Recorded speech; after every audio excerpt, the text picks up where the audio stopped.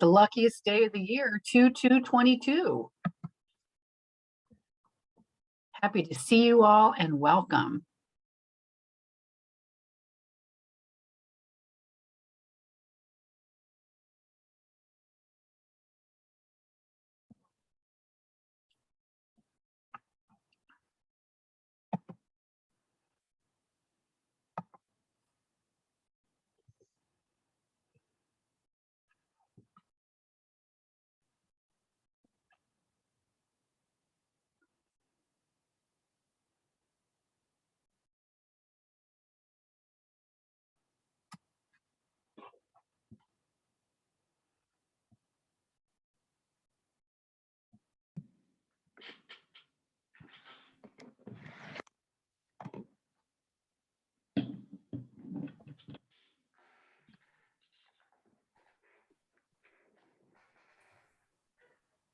Okay, well, welcome everyone to the 2/2/22 Campus Community Forum, our first one of the spring semester.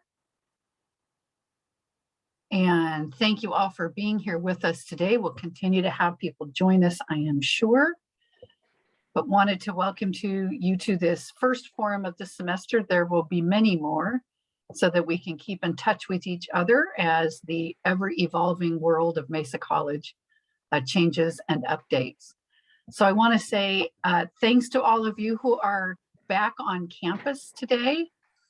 Thanks to all of you who never left campus. We appreciate you a great deal for keeping the home fires burning and for being able to provide our beautiful campus to be ready for folks to come back. Just on a personal note, I am not on campus with you at the moment. I had to have some surgery last week and I am just fine. But my convalescence includes not being able to be on campus yet. And so I will see you very soon. But as for those of you who know me, you know that I would much rather be right now on campus, walking around, chatting everybody, seeing how things are going, but just wanted to let you know I will join you just as soon as I can, and excited to be back on campus with all of you as we do that. So again, we do our campus community forums. We started these in the spring of 2020 as a way to try and keep our community in a space and be able to communicate with each other those things that are going on at Mesa.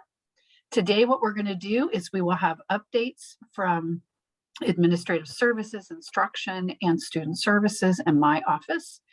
And then we're going to hear from our colleagues in MT2C with Andy and Mark and the crew talking about the kinds of services that we're providing for our students. And then if you have questions along the way, feel free to post them in the chat.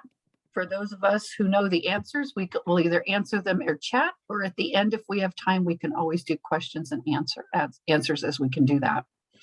So the first thing I want to say is late last night, I guess it wasn't that late, I did send an email to campus talking about our transitions, not just physically back to campus, but thinking about how we start to imagine, engineer, architect our way forward from COVID and being intentional about that. We've been able to operate in the best way that we can on behalf of our students and one another. And now it's time for us to think about what those next steps look like. And I think we could probably stumble our way into it by the wonderful relationships that we have with each other and through our organization, but we're choosing to do it intentionally. And so our plan is to work with some facilitators to come in and to gather us to talk about, where we've been to this point, where we believe we're headed in the future, including being very inclusive of the student experience to make sure that we are capturing that as well. So wanted to let you know that that is ahead of us, and at next week's President's Cabinet meeting on Tuesday afternoon, which anyone is welcome to join, we will have our facilitators there with us and start having a little bit of dialogue around next steps and how we can be the architects of the environment in which we'd like to work. So know that that's coming our way. Also wanted to remind you, we are having commencement in person in person. I was waiting for that Dean Vicky smile when I said that. We will be in the football stadium, and it'll be on May the 27th. So if you thought, why am I getting regalia? Why people ask me if I want to wear my witch's outfit to commencement? It's because we really would like you to do that. So just know that on Monday is the deadline. It takes a while to rent all of that for all of you. So please take advantage of that, but we will be in person on the football field. Don't worry, we'll cover the turf for any of you who know how expensive it is to returf a field. There's the Lorenze smile. Imagine there'd be a Ryan smile there too. We are going to make it a wonderful event. Earlier in the year, we really decided that we wanted to take control of our own destiny on this. And we knew that if we were outdoors and we did it on our own campus, that we had the most likely opportunity for success to be able to hold this wonderful event. So just know that we're headed there, and we're very, very excited about that. So with that, what I would like to do is I would like to turn this over for some of our updates. And so the first one I'm going to turn it over to is Dean Larry Maxey, who's going to be giving the update on behalf of Student Services. Larry. Thank you, Pam. Appreciate it. And I am here on behalf of Vice President of Student Services, Dr. Ashante Hands, who would love to be here with us this afternoon, but she's currently hosting a peer review with NASPA, that is the National Association of Student Personnel Administrators. And so she asked me to stand in her behalf. As has been mentioned, we opened our doors today to serve our students. We're so very excited about that. Our current schedule will be Monday through Thursday, 9 to 4 p.m. And then we will, of course, be working remote on Fridays. Now, this schedule will continue through March 4th. Now, we continue to serve our students in various ways. We're serving them in person. We're serving them online, via email, live chat. We're doing everything that we can to be present for our students. And so we know that our campus and our community really appreciates those efforts. We also need your help, because we're looking to promote student development by encouraging our students to join a club here at Mesa. Now, we urge everyone to be supported by, in that our wide variety of student groups by visiting them at their tables at the Mesa Commons on February 22nd, 23rd, and 24th from 11 to 1. So encourage your students to attend. It's going to be a wonderful event for students, and students that join the festivities and visit at least 3 clubs and register with Mesa Journeys will receive $100. Now, that's pretty big. $100 to a student makes a huge difference. So Dean Miller will throw that in the chat. So please encourage your students, talk to your students about it. On March 2nd and 3rd, we will be hosting Mesa reorientation events for continuing students who may just be stepping foot on our campus for the first time. Now, these sessions are designed to help ease their transition back to campus. And we are happy to share that we have hit capacity with over 300 RSVPs, plus a waiting list for these sessions. So they're very popular. Our students are eager to return to campus and to be supported. So we look forward to providing those opportunities for them. We are also excited to share that work is underway to launch Mesa's Pride Center, a new program that will provide students who identify as LGBTQ with a safe space for community building, for counseling, and other student success measures. Now, the program will be modeled after other counseling-based cohort programs, such as FAST Scholars and Borderless Scholars, and we have identified a counseling coordinator and as well as a location, and we certainly hope to be fully operational by the beginning of the fall semester 2022, if not sooner. Now, the Pride Center will be housed in the Student Services Division under Student Success and Equity under my leadership, and I'm so very proud to be able to serve in this capacity. Now, we're pleased to announce that Lucio Lira will be serving as our counseling coordinator, and will begin adding individuals to the process, additional counselors, as well as classified workers to begin to build out this center. We are looking forward to the development of this wonderful program. And we certainly want to thank Kevin Branson, as well as the LGBTQ+ task force, for all of your hard work and advocacy that has led us to this particular moment. Also, I am honored to announce that Angel Aguilar Garcia will be joining our team, or has joined our team, in fact, as the new Dreamer Resource Center and Borderless Scholars Program Counselor Coordinator. And he certainly has gotten off to a great start. And we are so excited that you are joining our team, Angel, and look forward to working with you. And as well, we want to mention from EOPS that our beloved court leader and director, Leticia Diaz, is now on maternity leave. And Shade Burrell is now serving as the acting coordinator or director for EOPS for the coming months through June 10th. And then one final thing just wanted to mention, as a continuation of our student services call to action, the student services leadership team has provided a series of books for every faculty member and classified professional within the unit. Now, the selections are titled The Restorative Practices Handbook for Teachers, Disciplinarians, and Administrators, How to Be an Anti-Racist, A College for All Californians, a History of California Community Colleges, and Equity Talk and Equity Walk. And so the purpose of this, of course, is to continue to lean in heavily toward the intentional efforts that everyone put forward last semester. And we want to continue to feed that equity-minded intention and practice. So thank you. We hope that you enjoyed these publications, that you learn from these publications, and most importantly, provide the opportunity to apply some of the things that you're learning. So that's it for student services. I think we're transitioning next to Vice President of Instruction, Isabel. Well, thank you, Dean Larry Maxey. Good afternoon, everybody. It is such a pleasure, despite the rain. Rain is good too, to see so many of you on campus today. It's been a game changer, really, and particularly to see students walking back and forth throughout the campus and to that place we're going to hear so much about today, that heart, the LRC, where we open our doors and welcome our students and provide services for them. So a couple of updates. The first one is I will unfortunately miss PCAP next week and the discussion with our consultants. I will be in España. After 4.5 years, I am going home to see my family. So I'm excited, and at the same time, oh my goodness, is it complicated to fly international during COVID times? But, you know, I'll manage. If I have to stay an extra week, well, we'll see. No, I'm kidding.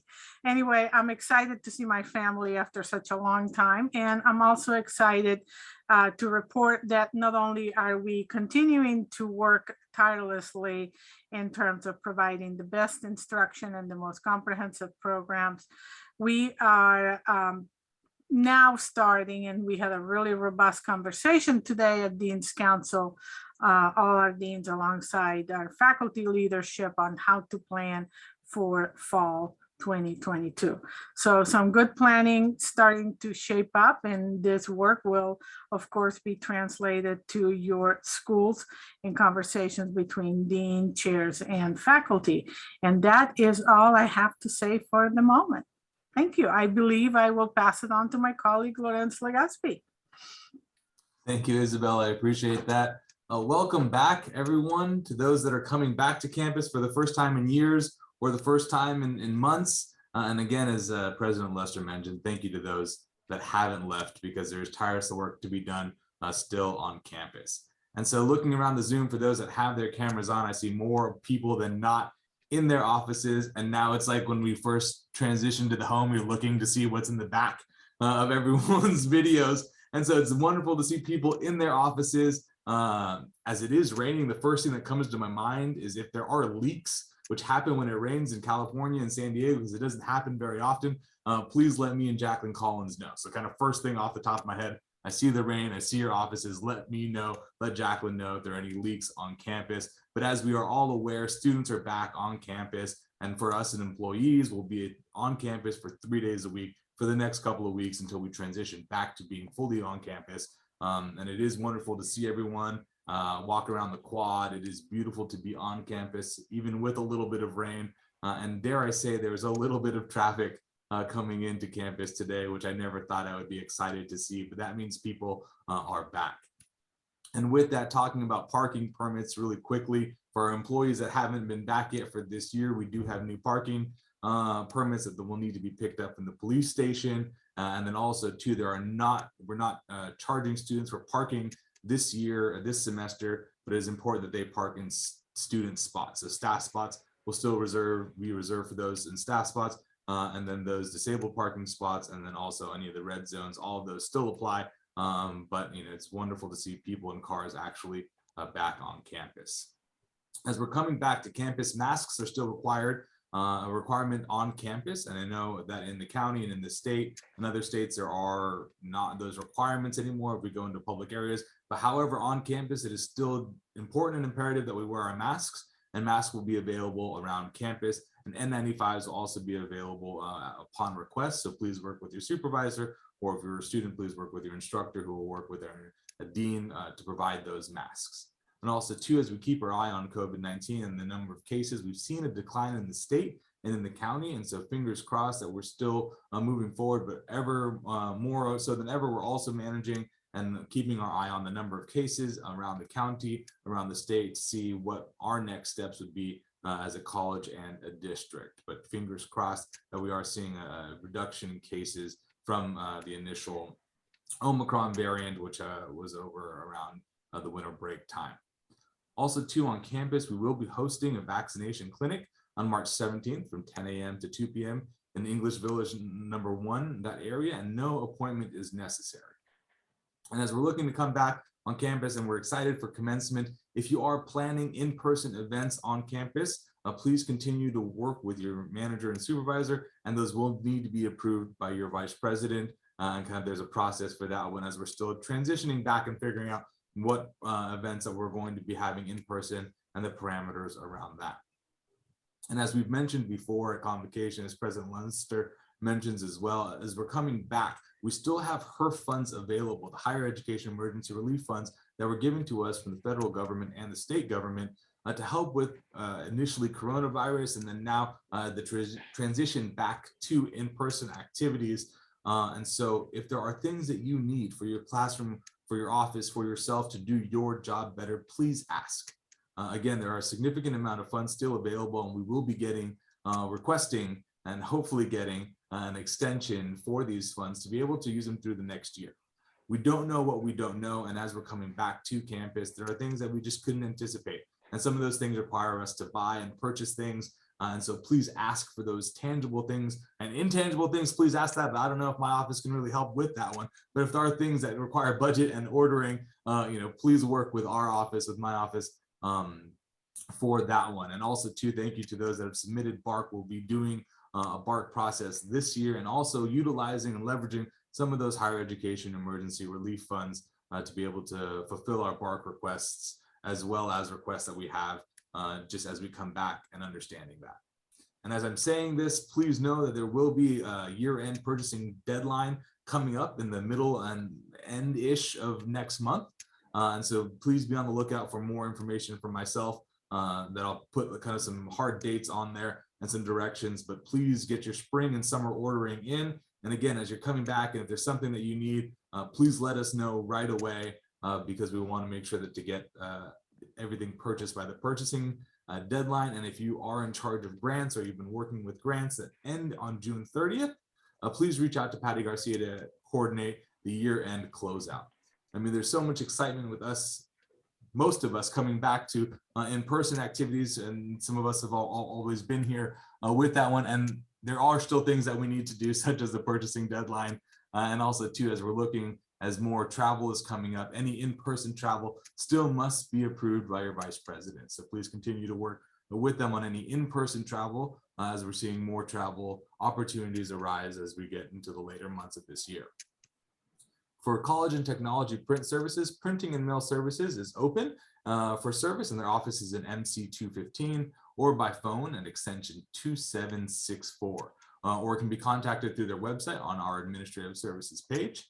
And then help with classroom technology. I want to thank our college technology team who went through all of the classrooms that some of them haven't been opened or computers turned on in 2 years, got everything up and ready for us as we come back, as you come back, our students as they come back to the classrooms. And so if you still need help, again, it's at MC211 or MC215 or by phone at extension 2880.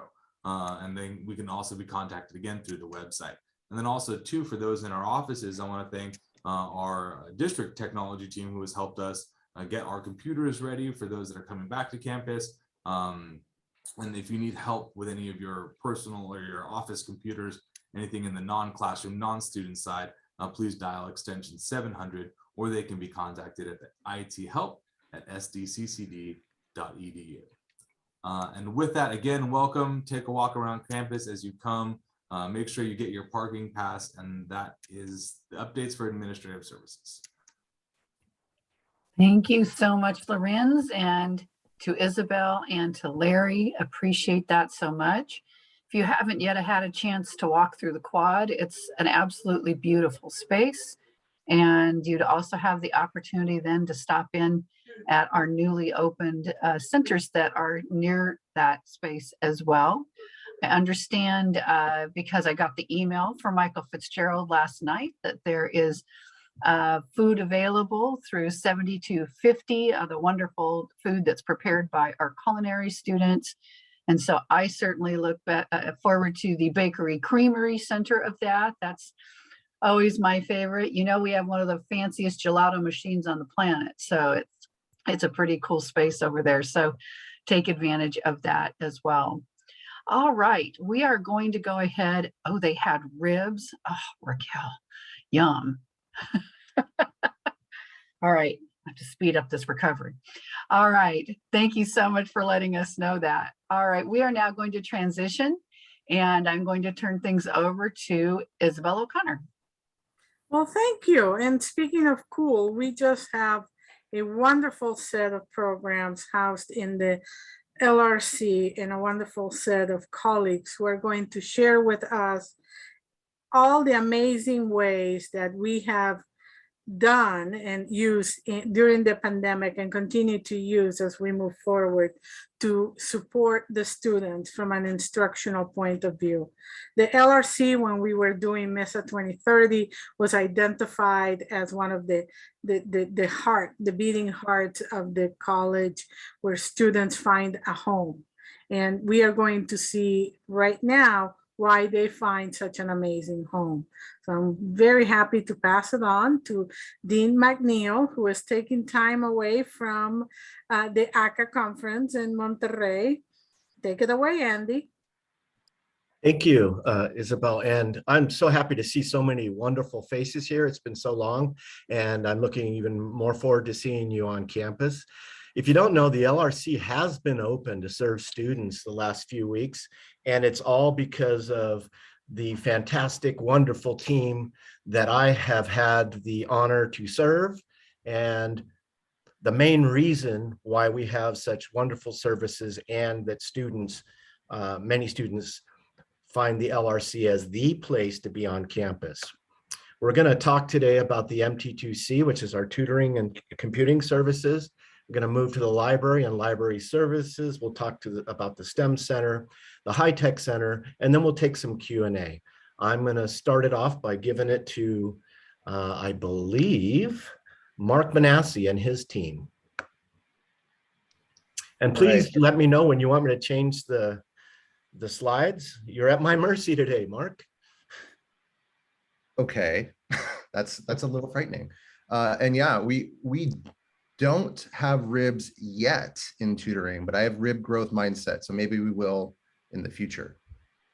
So yeah, I just wanted to let everybody know that we do offer tutoring, free tutoring. It's going to be both in person and online this semester. A lot of our embedded tutoring, when possible, will be in person in our LRC spaces, and some of our other services will be provided online so students can still get remote access and then get access to those services with inside our LRC. But to get into some of the details about that, I want to hand it off to Nina and Joe, who are wonderful classified professionals that we work with, both former tutors in our program and have moved into more positions of power, mercy. I don't know what Andy was saying, but something like that. They're leaders, Mark. They're the leaders. Oh, that's the word I'm thinking about. So Nina and Joe, please let us know about our tutoring services. All righty. Hi, everybody. I'm Joe Lunsford. I am a product assistant. And Nina, are you there too? I am. Hi, everybody. All right. And we're here to tell you about, and I'm going to have to say this because Mark is here and Andy is here, the free tutoring services we have on campus. This is amazingly free. And if anybody says otherwise, they are lying to you. And please, I will cry. But if you go to the next slide, we're going to say some of the fancy, awesome things. So MT2C stands for the Mesa Tutoring Computing Centers. I didn't have to look at the slide, I swear. But we're here to help you out in all sorts of things. Again, this is free tutoring for all Mesa students. We offer 2 different areas, which is our STEM, which is the science, technology, engineering, math. They'll be talking a little later to say about the amazement there too.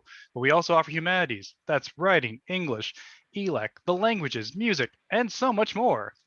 Now, during intersession, we had that, but right now we're focused on spring. So we're looking at the amazing online things that are accessible via a campus page, via the SD Mesa web page. You can find the links there, or you can even just send 500 emails to Mark Manassi about where these rooms are.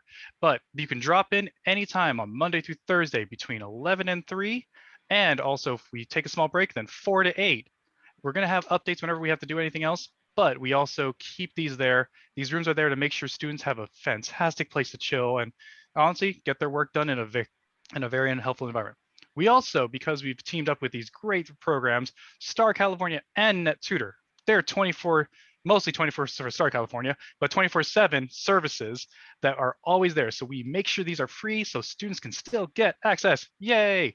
We have a reception desk where you'll see people like me or other crazy, actually they're more serious and they're actually a lot better at this job than me somehow, but they actually will help you out finding the places you need to go and direct you. We also connect you to tech support and all the other amazing things out there. We don't not like to leave a student hanging, even if it's just assignments. We like to make sure we help them all over. We like to help their technology and all that stuff. Please, next slide, if you wouldn't mind. All right, did I mention it was free? Because if I don't mention it at least 17 more times, I'm going to get fired. But it's free. There is a statistical data that shows that going to tutoring does help you with your GPA. Like we have charts and graphs, and sometimes a little bunny pops up on them. But it shows that. Though you get to be part, and this is what we always like to say, we're a community. Just like how we've seen here on the bigger parts of Mesa, when you're in MT2C, you're part of community of learners. One of our favorite sayings is, we don't know yet, but let's find out together. So we're always about learning, finding out. We're not just working on the heart, but we're also working on the head. Or was that reversed?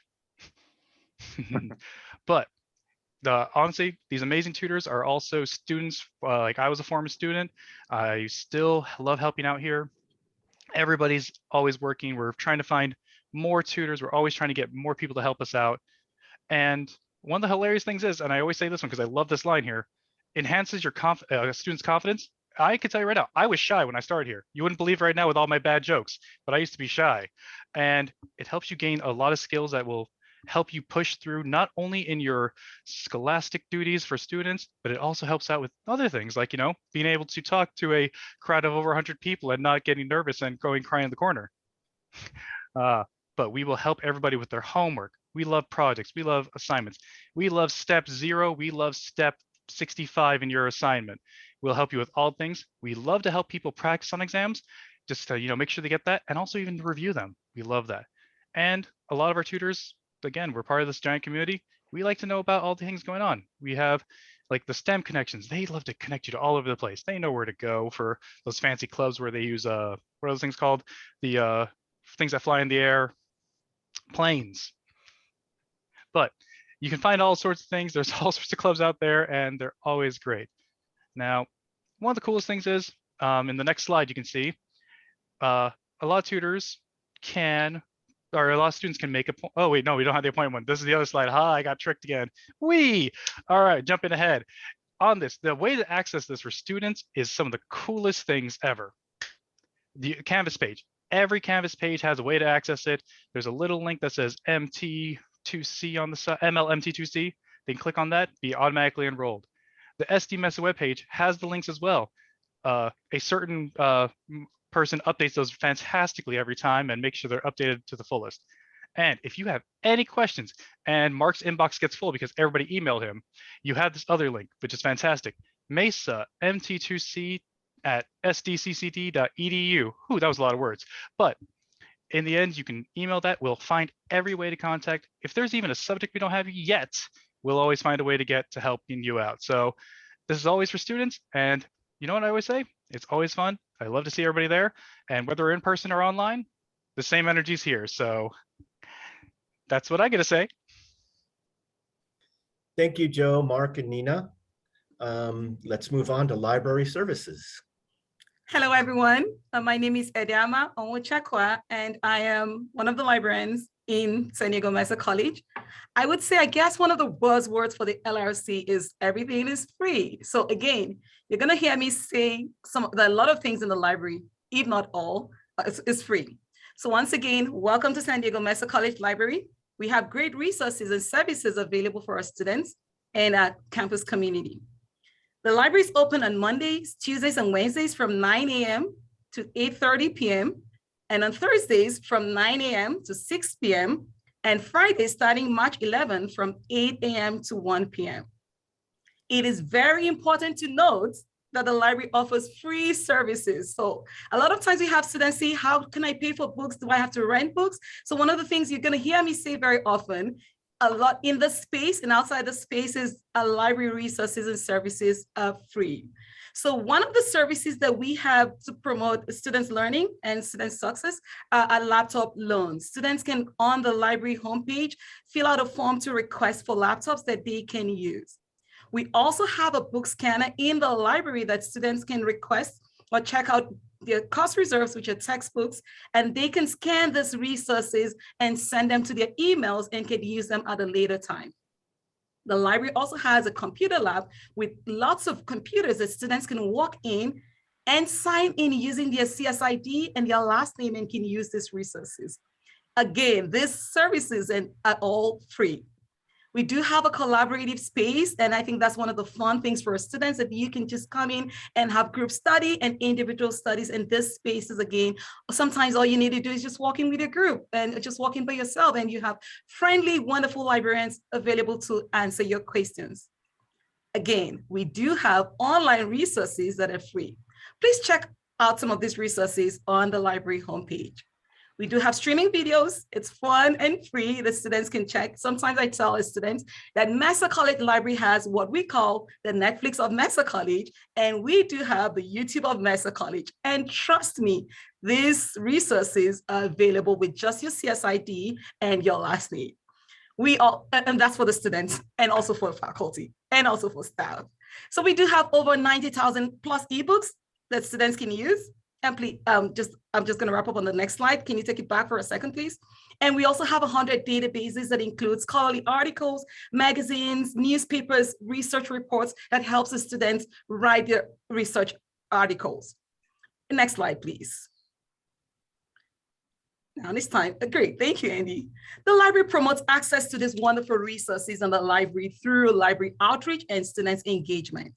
Truth be told, we have these wonderful resources in the library, but sometimes the students know next to nothing about these resources. So it is very important that we go out to classes, we go out to spaces to tell the students about the wonderful resources that we have. And one of the ways with which we access, with which students can come to us and we go to students is through the open library Zoom sessions. And this, they do not need to log in. They just sign in to the Zoom room and Mondays and Thursdays, and they can ask questions. We can help them make appointments, whatever questions students have, they can get them answered through one of these services.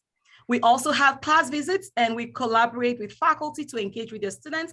And in the past, we've had to work with Emoji Students Group. We work with personal growth, Black Studies, Chicana Studies, Communication Studies, and English classes. And please take note, if your class isn't here, we're happy to come into your space to share with your students about the wonderful resources that we have. One of the programs that has helped us engage with our students is the Embedded Librarians program.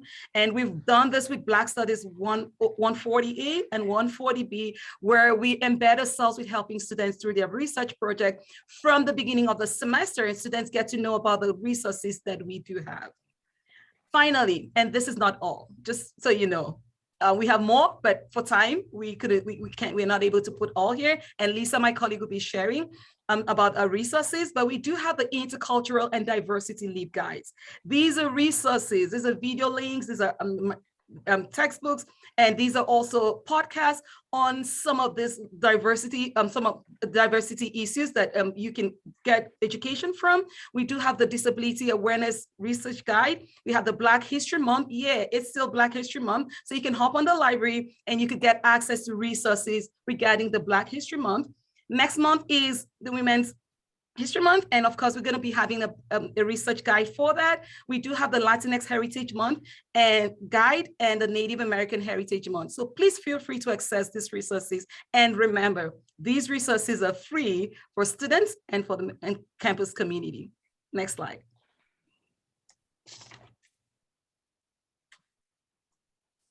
So in case you haven't picked up on it, the LRC has a lot of free resources. And it's not just any resources. This information does cost quite a bit of money, and we appreciate all of the budgeting that happens for us to pay for all of this for our students. And it ensures that they get quality and credible information for their research in a variety of formats. And one of the nice things that happened was with the Higher Education Emergency Relief Funds is we have been able to purchase some copies of textbooks that are used in classes, especially in the foreign languages area. So Japanese, Italian, conversational French, we have been able to purchase electronic books. Not unlimited licensing for every student in your class, but often several copies so that students can use it like they would the print course reserves in the library. So we do have things, we do have a lot more than just print books, which we do have on the third floor. We also have the streaming videos. We do have a lot of ebooks, and we're now at like 90,000 of those, covering all the areas students would need for their research so that they get higher quality research for their assignments. The resources that we have also provide that citation help so that they shouldn't be missing that when they turn in their assignments. We also have research guides. We do have things that highlight Black Studies, Black History Month, or even things for Black Studies or Chicano Studies, but also everything from art history to sociology to guide students to the resources that will best help them rather than being overwhelmed with, you have 106 databases. Where am I supposed to go to find the information I need? Additionally, we have videos that are there to help students, especially if they're starting off, and all of this is online and new. Students can access this whenever they want. If that's 2 o'clock in the morning and they need to know, how do I find an article? There is a video on the library homepage to help them with that. We work with librarians all around the world to have access to 24-hour, 7-day-a-week chat. There are 5 of us. We do not stay awake 24 hours a day to help students, but there is another librarian available if we're not. We do work with students by appointment, and we're always glad to assist them with the specifics of your research assignments. One of the main things that gets used in the library is course reserves. We've expanded those to include electronic items now, but we have over 2,000 print course reserves, and we rely heavily on faculty to donate a copy of their textbook to be used in the library so students can check those out to avoid that barrier of not having access to the course materials. And if it's in course reserves, students can request that it be scanned and sent to them, or they can come in and use it with our 2 high-speed scanners. And next up, next slide. Okay. Very exciting. With my work with Open Educational Resources and 2 OER ambassadors, we have been monitoring the class schedule to look at the number of ZTC classes offered each semester. And this is a tremendous amount of work on the part of faculty to move from a traditional textbook to no-cost materials that are open education. And we really appreciate all of faculty's work to make this happen. And we are super excited. In fall of 2020, we realized that the Mesa Associates General Education, the degree requirements could be completed ZTC. Then also the CSU GE could be completed. Last semester, when the OER ambassadors went through the class schedule, looking at every single course that had either the ZTC icon or no textbooks required, we found that our first one we found was the art history could be completed zero cost. And additionally, we've now found communication studies and English, both the AA and the transfer and the creative writing certificate of achievement can all be completed. This is a huge amount of work on faculty's part, and we are so excited that we are offering this many ZTC degree pathways. More information is on the LibGuide. Take a look at that. It lists all of this information and how students can find these courses. So next slide. And I believe we're turning it over to Brian. Oh, we don't need this slide. It shouldn't be there. Go one more. I was happy to read the library outreach slide, but hello, my name is Brian. I'm with the STEM Center. And so in keeping with the theme, the STEM Center is a free resource for students on campus in the first floor of the library. We do have a virtual STEM Center that will be maintained. It's open from 11 a.m. to 3 p.m. Staff gets a little break. It's open again from 4 to 8. And folks can connect with tutors, counselors, and peer mentors inside of that space. Starting today, we do have general access for the STEM Center. So peer mentors are working right now to providing help in physics and chemistry. And then eventually embedded tutors are also going to return to that space to help out in math, biology, and other subjects.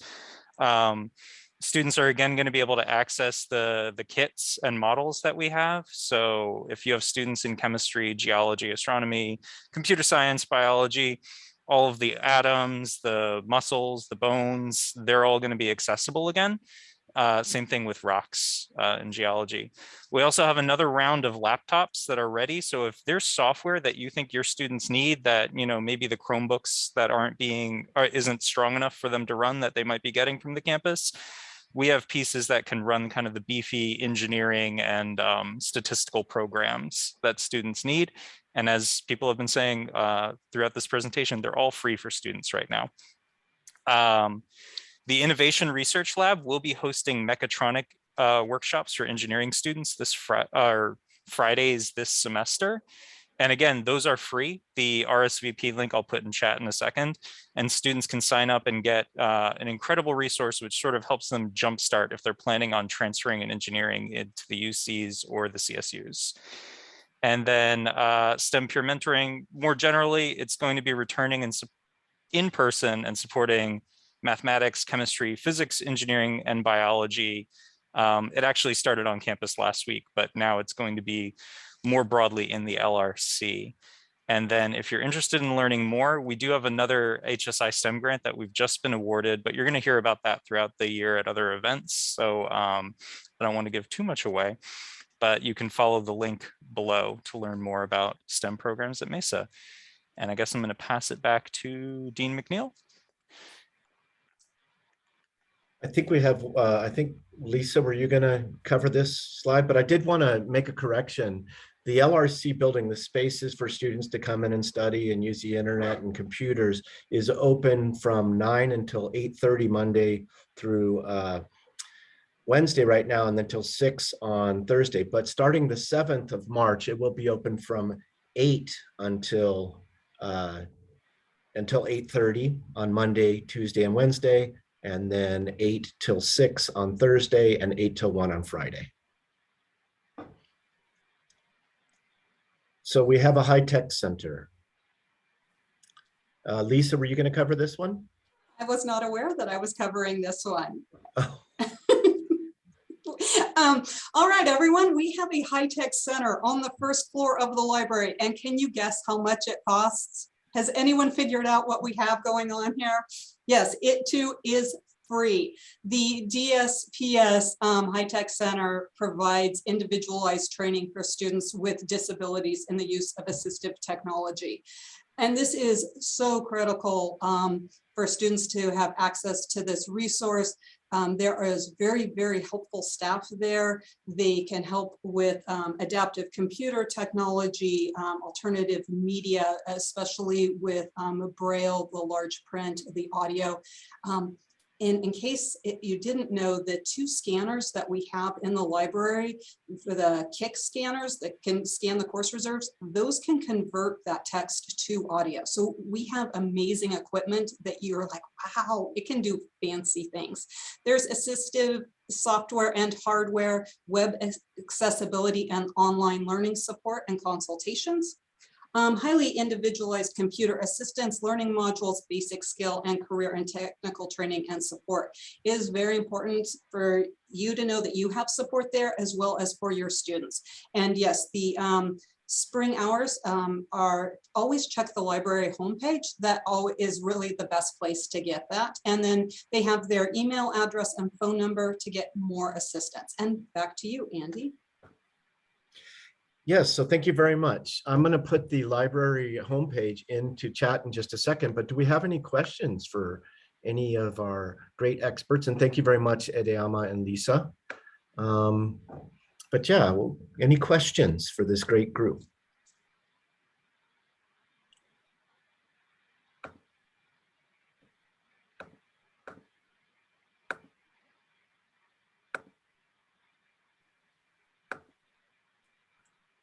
I am not seeing any. Wait. I'll ask some. Okay. Okay.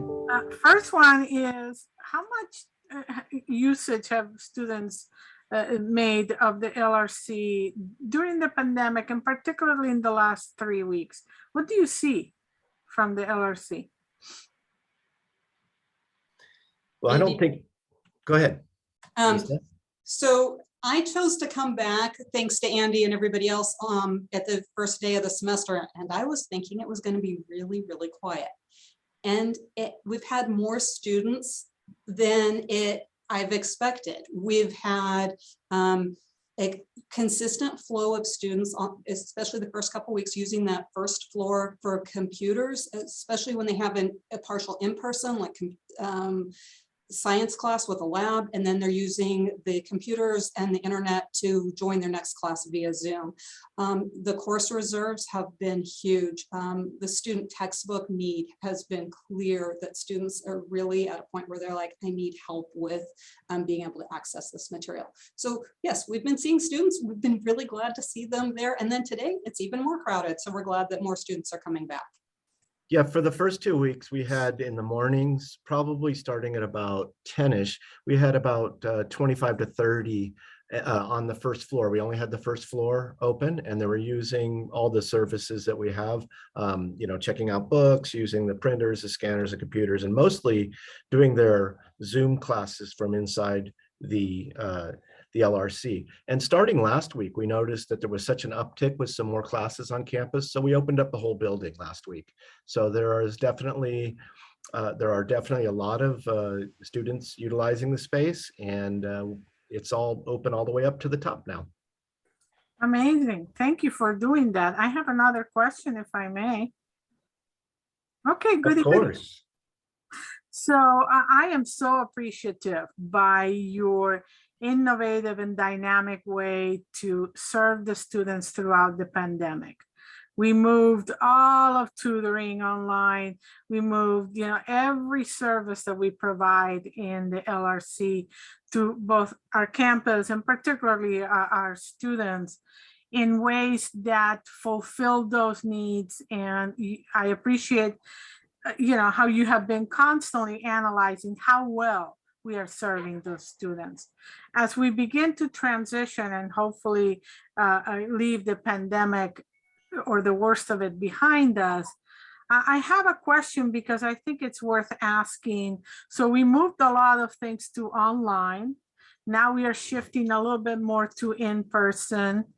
What is going to be the balance between both? Because we discovered that by offering some of these online services, like Lisa was saying, for example, we really benefit some students who didn't have access to some of these services. So have you thought about your plan moving forward? And that's Yes, the we- last question. Thank you. No, yes, we have. And you're right. We have, we moved all of our services and been very innovative with the different areas in the LRC. And we found, so far anecdotally, we're waiting to look at all the data to see, what the changes have been. But we found that, we're serving a lot of students who never knew that, oh, I could have accessed tutoring from home. Oh, I could have asked a librarian from home. And so we see a lot of that. And so we know we can't just go back to face-to-face services. So what we're going to do this semester is we're going to see what that demand is. We did that last semester too, and we had sometimes where the librarians were in the building, but we were still doing online services. And when they wanted to see a librarian face-to-face, the librarian would come down and meet them face-to-face. So we're going to see how that shifts, but we're definitely going to be keeping, in many cases, the online services as well as the face-to-face services so that we can serve all students. Tutoring goes later into the night now because of being able to do our live tutoring through Zoom, and we will definitely keep that. Anybody else? Mark, Lisa, Edeyama, anybody else want to address that?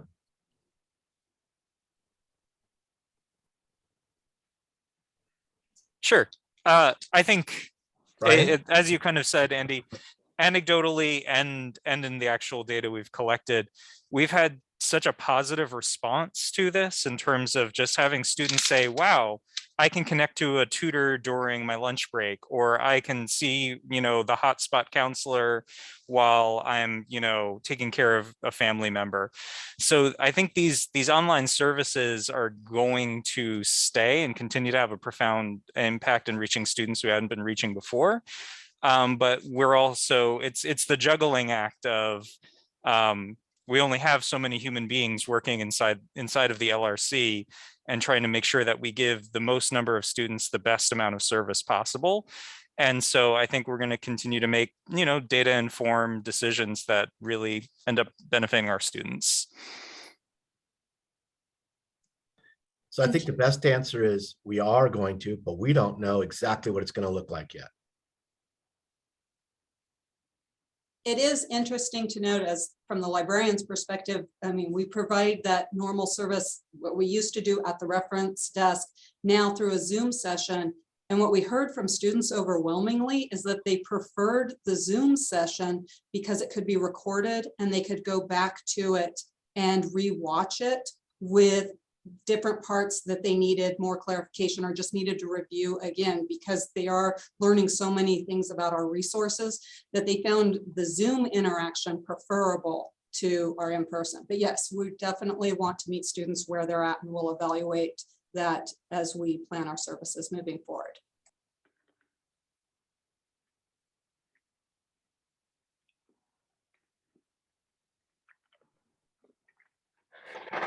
If we don't have any more questions, I want to thank all of our presenters today. Thank you for the great job again, and thank you for allowing us the space to come and share what we do with you. Thank you so very much to Andy and all of our friends in the Learning Resource Center. Part of trying to create our symbols and traditions again is revisiting the wonderful work that we've always done on our campus. And so thank you so much for what you do. And I don't want to underestimate the flexibility that you all are showing in serving our students. We did not double the staff of Mesa College when we decided to do hybrid and high flex and in-person and mostly in person. And so I know that there are significant struggles across campus to try to figure out what this balance looks like. And so I just want you to know that we appreciate that, and that's going to be part of our dialogue moving forward, is how we can, with fidelity, serve our students and remain sane as individuals and as teammates as we start to figure out what this looks like across our campus. So thank you so much. And I would agree with that, Idioma. Andy, thank you for your leadership. It does take leadership to bring teams together, and this team, you can tell by the camaraderie that we just experienced, is working well together. So thank you. I want to Also, say thank you for being one of the first groups, Andy, that had someone at the door checking people's green check marks. We appreciate that you were willing to work with us on the Clear Force system. We hoped it would work. And we know a lot of students walked up having no idea what that meant, and that you helped them with QR codes and, you know, all different kinds of things. And we know that that's happening across campus as well. But thank you for being, I have a friend who loves guinea pigs, so she hates it when I say guinea pigs, but thank you for being the first ones who were willing to say, yeah, we'll sit at the front door and let our students in. We just appreciate it. Andy. I'd be remiss if I didn't, acknowledge Mike McLaren.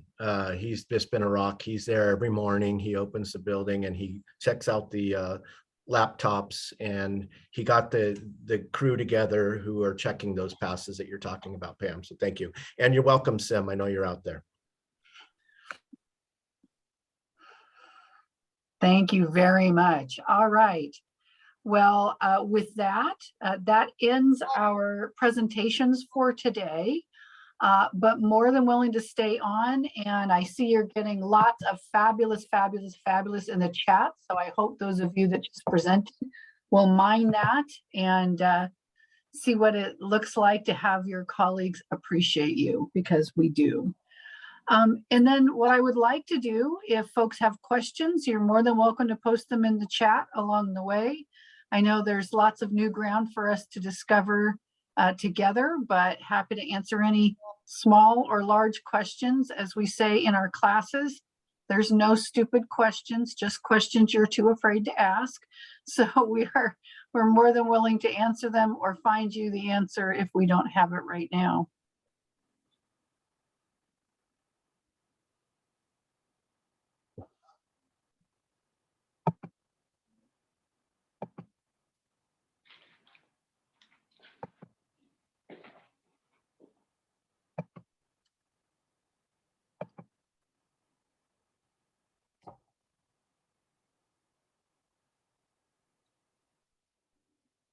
Anything for the good of the order.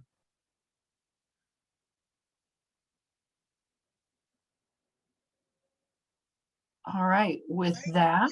I do have one question. Yes, Carlin. I haven't been, obviously haven't been on campus for 2 years. Tomorrow's my first day. I keep getting emails from Student Support Services that one of my students needs to get tested on a periodic basis, but nobody tells me why I'm getting those emails or what I'm supposed to do with them. And I have tried to reply and ask, and nobody replies to me. So am I supposed to tell the student? Am I supposed to do something about the student, or is it just to let me know? So Carlin, I don't know, Vicki, if you want to chime in on that one. Yes, Carlin, I was going to suggest that I send you a message afterwards. I'm not 100% sure exactly what the message you're receiving, but what I can do is get us connected to the district so you have the exact info that you needed. So Carlin, I think you and we've emailed before. So would you feel comfortable sending me that message to me so I can go ahead and contact district directly? My email address? No, that message. That message would be, and then I can go ahead and contact district and just make sure on the to see on the list what it is that you would need, why it is that you're receiving it. Okay. And I hate to ask you, Victoria, but what's your last name? Miller. I'll send. Of course. Because there are some students that have certain exemptions, and I just want to make a medical exemption. That's what I'm assuming is what is happening, but I wouldn't know without seeing that message. As soon as I leave this meeting, I will send it to you. Wonderful. I just sent you or actually it looks like I sent it to everybody. So everybody has my email. Anybody else? Thank you. Just send it my way. You and Mark Manasseh are going to be very, very popular. Well, and it's funny because some people think all of them are real logical, but there's a few of them that are special because there's more than one person with those initials. Right. Thank you. Yeah. Absolutely. Thanks for asking, Carlin. I'm sure other people had that question as well.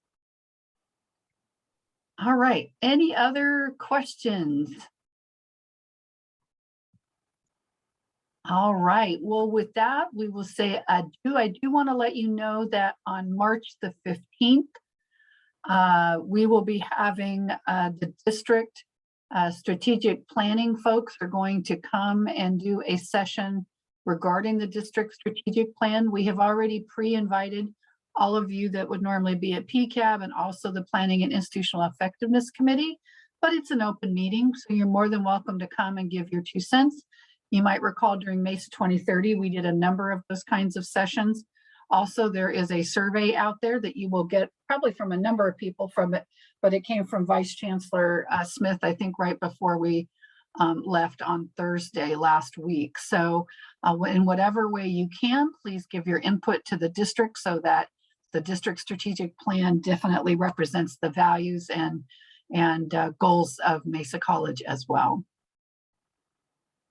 All right, if you are a scholarship reviewer, you should be getting your lists and getting going on all of that as well. I know I got mine and I'm a little bit of the way through. I have to tell you, every single time I read these applications, I wish I had about $1 million so that I could make sure that every single student who took the time to tell their story could get a scholarship, because our students are incredible people. And you know, we just don't know their stories as much as I'm sure that we would like to, but wow, what an amazing group. And thank you to all of you who helped the students get prepped to turn all of those scholarships in, because it's obvious that they took advantage of that. So I will see you in another Zoom room soon, and we will be staying in the Zoom environment at least for the month of March. We will re-bench after spring break and see if we can return to a hybridized or in-person, but we will take it as it comes. Thank you, everyone. Great to see you, and see you again soon.